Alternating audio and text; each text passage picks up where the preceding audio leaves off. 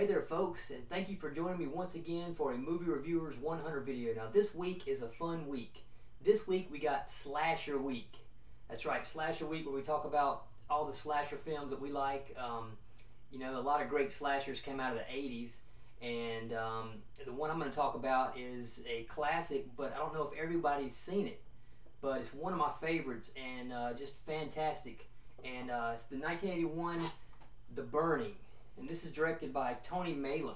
Now, it doesn't have a lot of well-known people in it, but it does have Jason Alexander, who you guys know played George Costanza on Seinfeld, and he actually has hair, which is pretty funny to see him young with hair.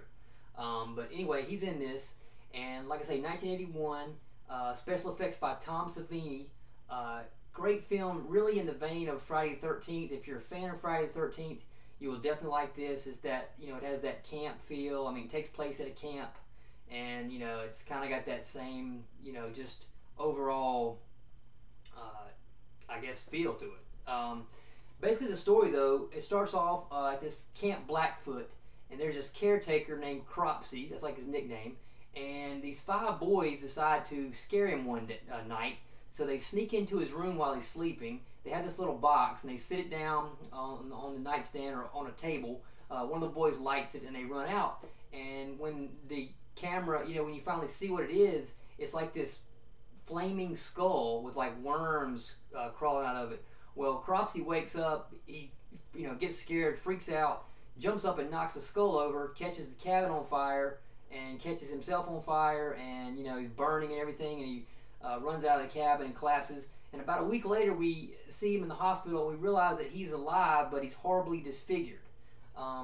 Anyway, though, he kills the nurse or one of the orderlies at the hospital, and then he escapes, and now he is out walking the streets, basically angry and, killing people, mad at his disfigurement and all this other stuff, mad at the joke that was played on him.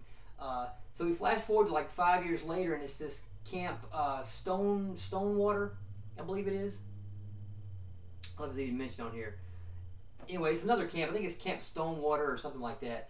But basically, you just have Cropsey going around killing people. Kind of like Friday the 13th. I mean, it's just all these murders happening. I guess he's just getting his revenge. Now, there's some very brutal scenes in this. The scene on the raft is probably one of the most brutal scenes in the movie. It involves hedge clippers, and there's fingers getting chopped off, and it's pretty shocking, actually. Again, special effects are fantastic by Tom Savini.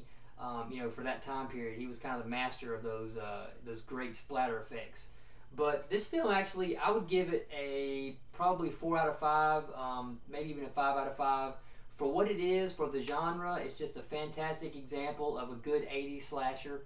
It's exciting, and it just has some great kill scenes in it. And actually, in a lot of ways, it's probably even better than Friday the 13th.